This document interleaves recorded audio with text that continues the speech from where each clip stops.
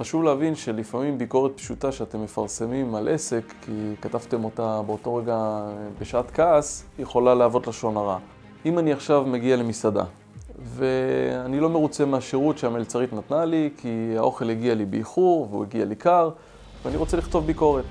אם אני אכתוב בביקורת שהמקום הזה זה מסעדה של נוכלים והאוכל בה הוא מורעל, אז סביר להניח שאני אקבל תביעת לשון הרע ואני גם אשלם פיצוי בסופו של דבר.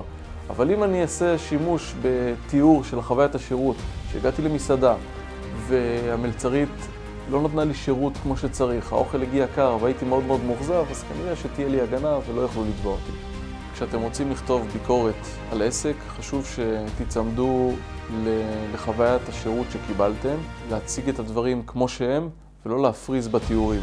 לפעמים אתה מפריז בתיאורים ומוסיף כל מיני הכפשות, וזה הגבול שעובר בין הבעת דעה לבין לשון הרע.